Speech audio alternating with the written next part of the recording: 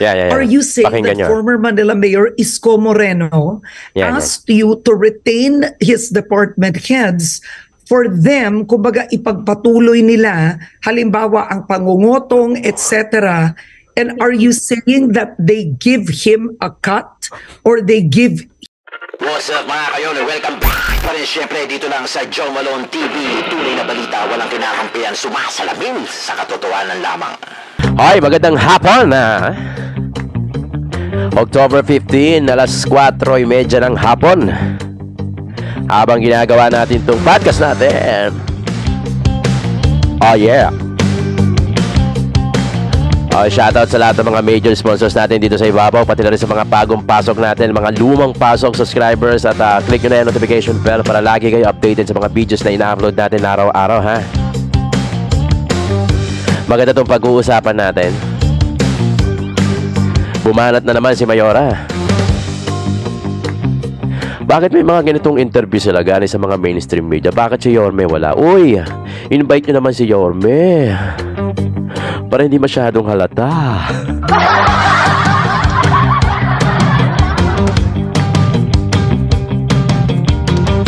Masyado naman kayo napaghahalataan, ha? Invite nyo din si Yorme, ha? Kausapin nyo rin para may makakuha kayong matinong sagot. Shoutout sa lahat ng mga subscribers natin, OFW, pati man dito sa Pilipinas. Sa mansulok kayo sa Pilipinas. Shoutout sa inyo dyan.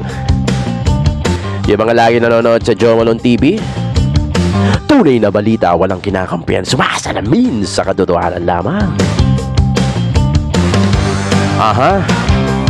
Pasok na mga suka, hintayin nyo, magla-live tayo, ha? Magla-live tayo soon para talagang very interactive yung gagawin natin. Sige na, pasok na mga suke. The good times sa letra ng B. Tigil na nga natin. Cut mo na direct. Nauulol ako Kala ko bingo ha? Ay, magandang hapon sa inyong lahat. Today is Tuesday, October 15. Happy birthday nga pala kay Insan, kung di ako nagkakamali. Ngayon ang birthday niya, Lorenzo Palacio.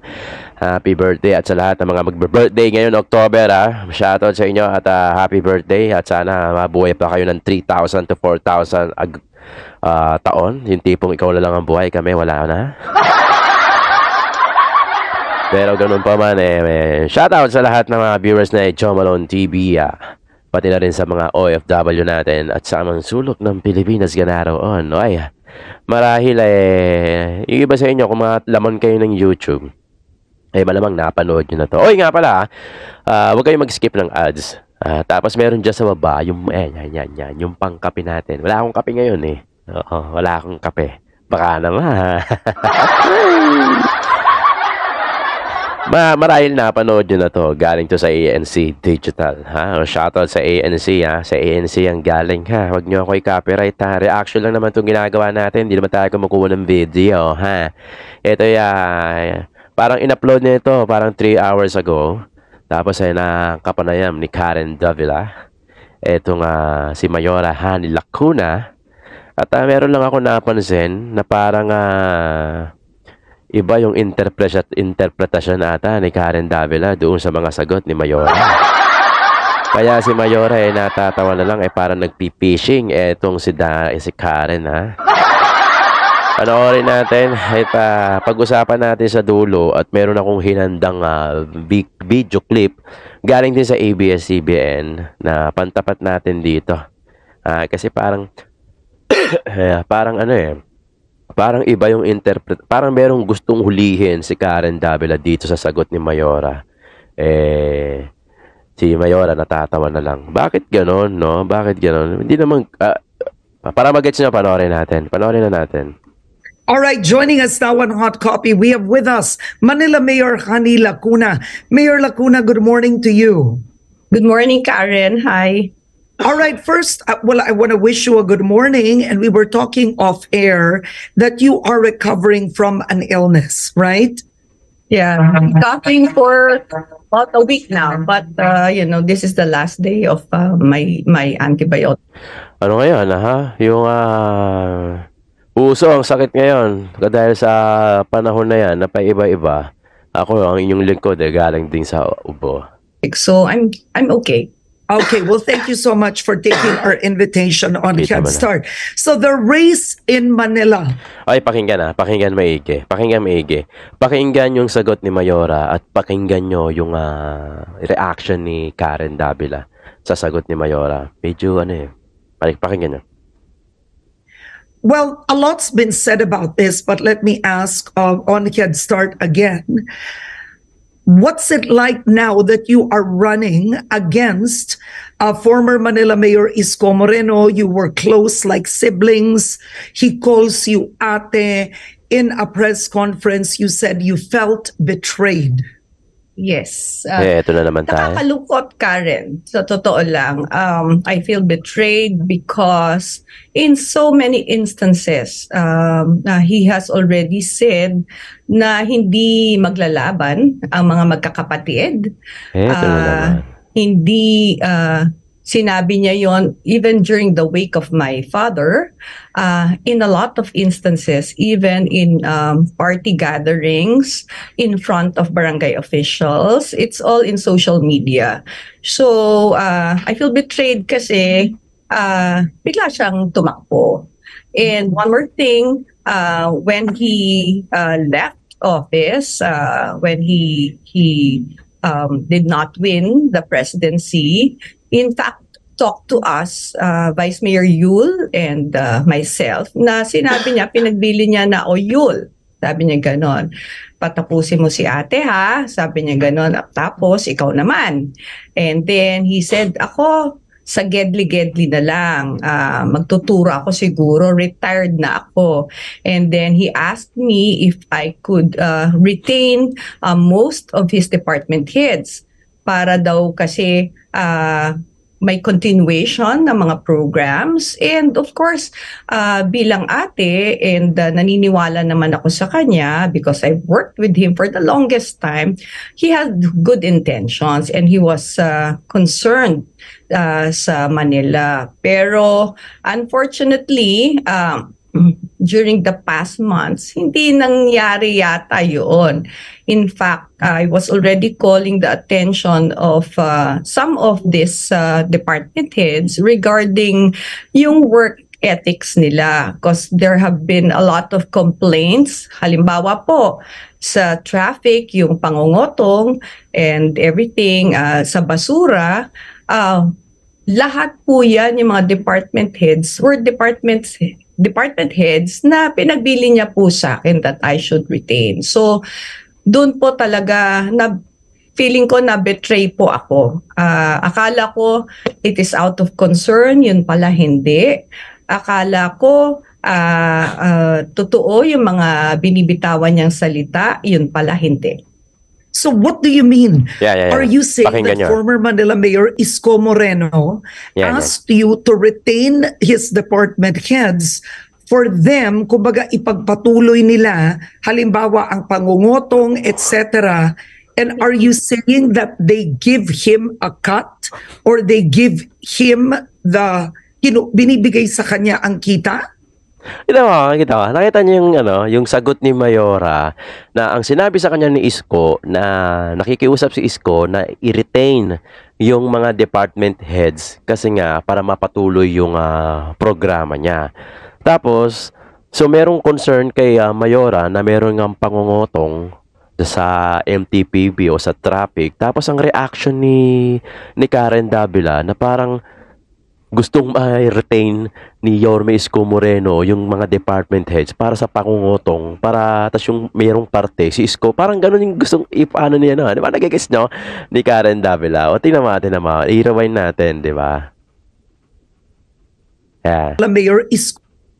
Hindi. Yeah. Akala ko totoo yung mga binibitawan niyang salita, yun pala hindi. So what do you mean? Are you saying that former Manila Mayor Isko Moreno asked you to retain his department heads for them, kumbaga ipagpatuloy nila, halimbawa ang pangungotong, etc. And are you saying that they give him a cut? Bakit ganon yung reaction mo? Bakit ganon yung interpretasyon ni Karen Davila doon sa sinasabi ni Mayora? Parang wala naman ako nakita na sinabi ni Mayora na gustong ma-retain ni Yorme Isko Moreno yung mga department heads para mapagpatuloy yung kotong.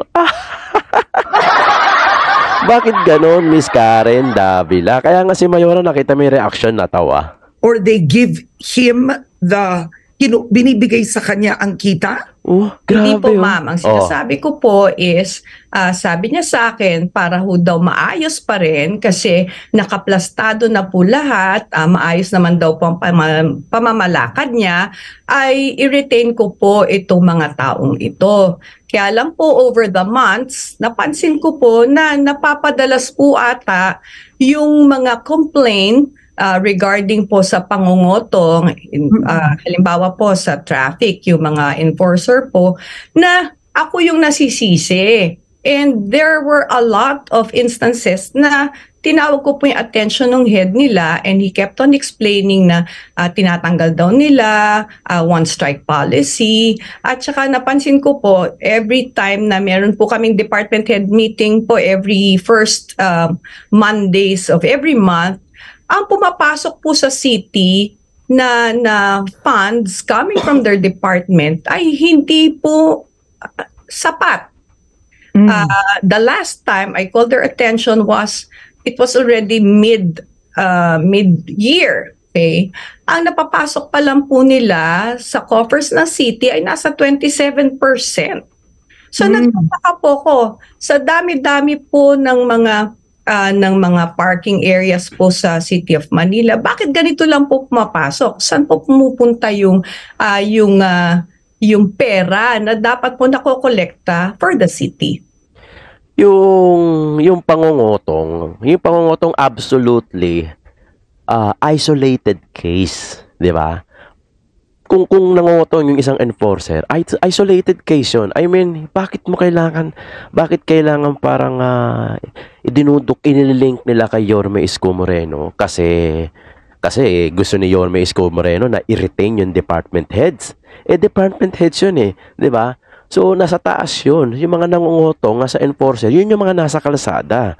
So, bakit parang nililink nila na parang kasalanan pa ni Yorme Isko Moreno na nagkakaroon ng kotongan sa mga enforcer kasi pinaparetain yung mga department heads? Di ba? Nakakapagtaka. Bakit nilang pinipilit nililink si Yorme Isko Moreno na sa mga isolated case gaya ng pangungutong ng mga traffic enforcer? Well, jurisdiction at subordinated yan ng department head, of course. Pero syempre, hindi ka agad ganun mapaplansya yan. Syempre, may mga iilan talaga enforcer na sumisingit sa pangungutong. Alam naman natin yan, real talk lang tayo, ha? Real talk lang tayo. Hindi ko nilalahat ng enforcer na may marami akong kakilalang traffic enforcer dyan sa Maynila. Pero syempre, hindi natin maiiwasan na merong isa dyan na talagang mangungutong kung sila nga mayora nga at mga traffic, yung mga department heads nga, I'm sure aware sila na merong mga kawani nila na talagang meron pang nangungutong, di ba?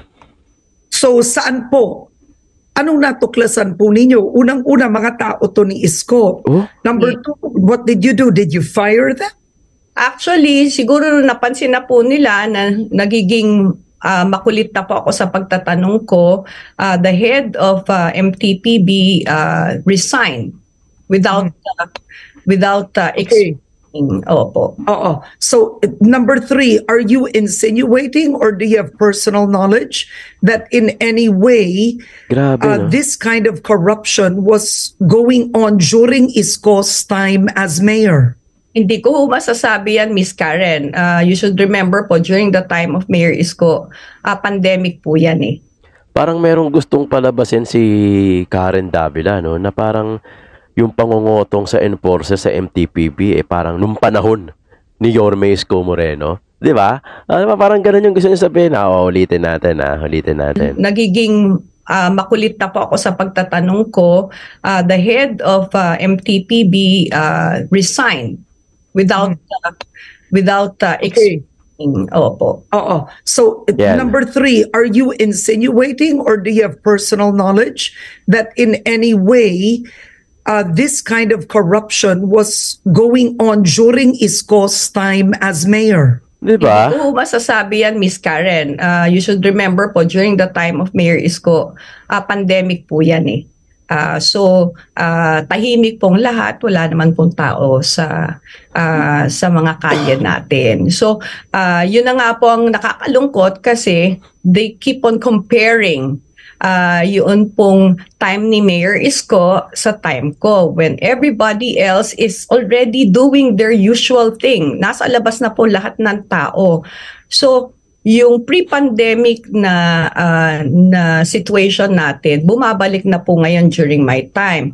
Nung time naman po ni nung former mayor, lahat po tahimik, walang lumalabas.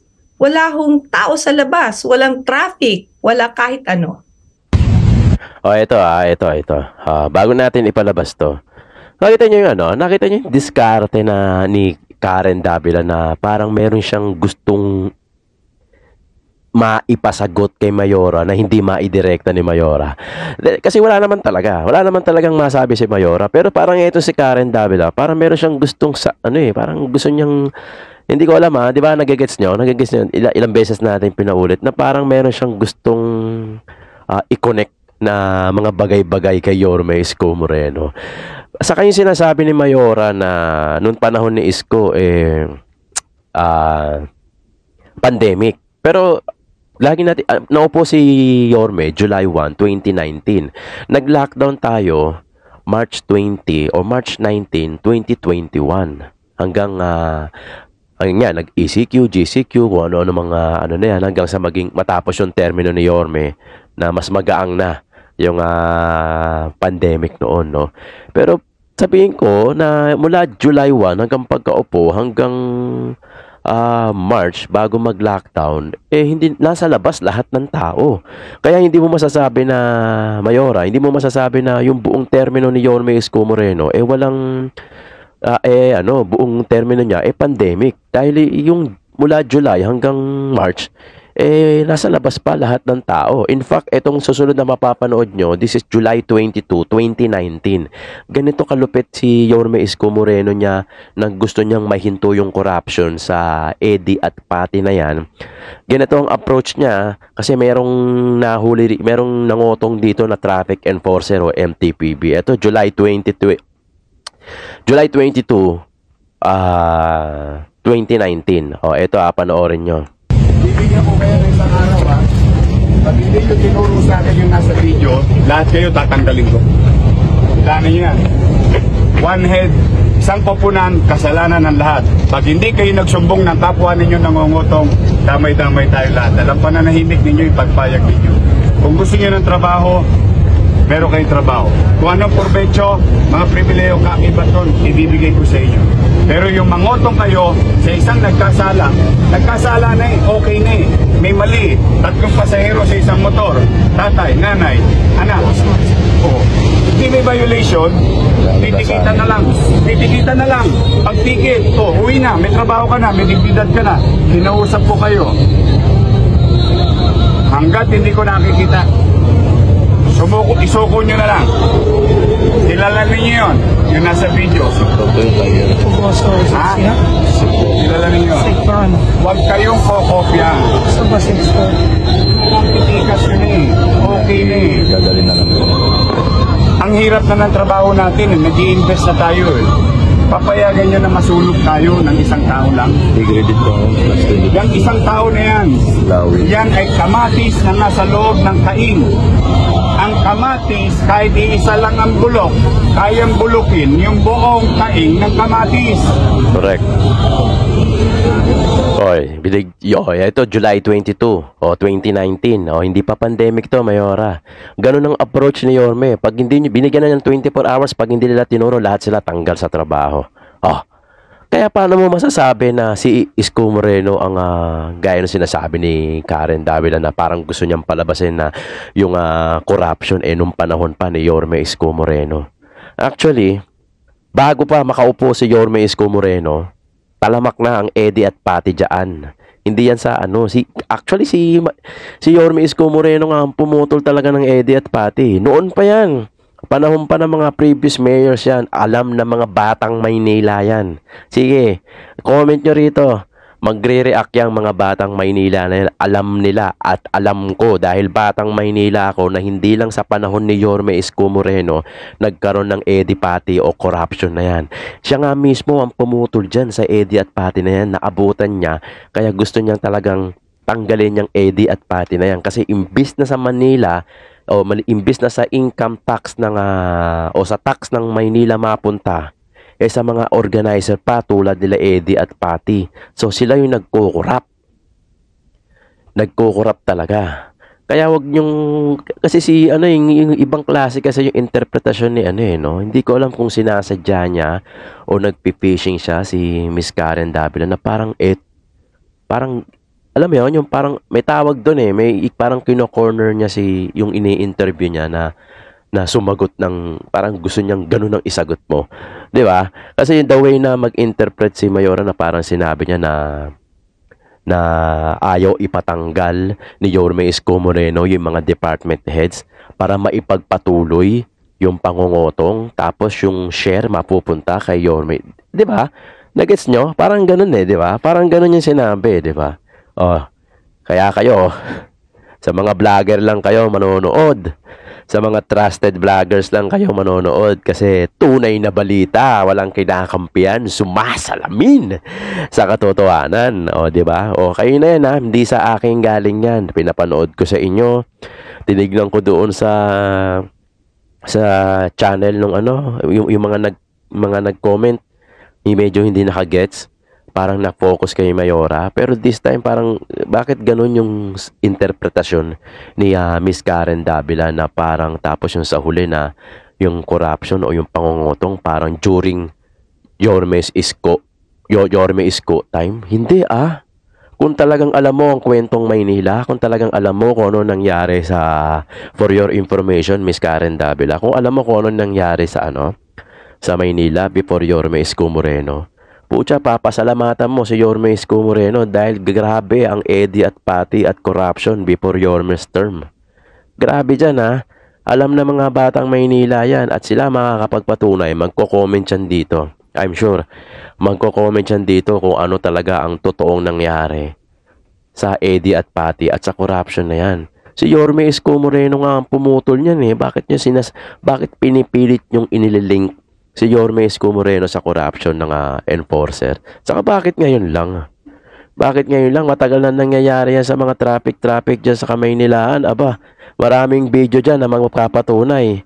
Hindi lang ako nagkukwento-kwento rito dahil pinusuportahan ko si Isko Moreno. Hindi maraming mga video dyan na nahuhuli na ng pangungutong dyan sa Kamaynilaan. Yung mga iba nga dyan, nag-aabang pa sa sulok-sulok para pag inaabangan kang magkamali. Imbis na ayusin yung traffic inaabangan kang magkamali. Para pagka nagkamali ka, akala mo walang traffic enforcer, huli ka na. Di ba?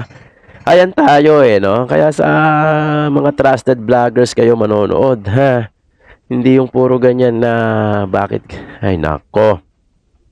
Anyway, nakita nyo naman yung nireact natin. Mahaba tong interview na to ni Miss Karen Davila dito kay Mayora. Pero dito tayo nag-focus kasi gusto ko isa-isahin. Kasi kung bibigay ko sa inyo yung 22 minutes na interview, baka makaligtaan natin yung dapat nating sagutin at i-react dito kay Miss Karen Davila at kay Mayora. Ayan meron pa tayong susunod dito. Grabe, I-comment nyo nga dyan. Ang ganitong gawin nyo, I-comment nyo dyan. Tulungan nyo ako kung kanino nagsimula ang Eddie at Patty at corruption dyan sa Kamaynilaan, di ba? Pero I'm sure hindi yan kay Yorme. Di ba? Kasi si Yorme nga tutol na tutol dyan. Galit na galit nga yan kay Eddie at Patty, di ba? Kasi nga, sa kanila napupunta yung imbis na pera na dapat income ng Manila City Hall para mai-allocate doon sa mga budget at sa mga project na proyekto ng Manila City Hall. Kasi income yun eh. Income nila yun. Kumbaga, income ng Manila City Hall yun, ha? Alright, mga kayon. Comment nyo dyan. At i-comment nyo rin kung saan lupalop kayo galing. Maraming salamat sa pagtutok sa Joe Malone TV. Marami pa tayong i-react. Next week, nasa Maynila ako. Next week at mag-iikot tayo para sa ating survey.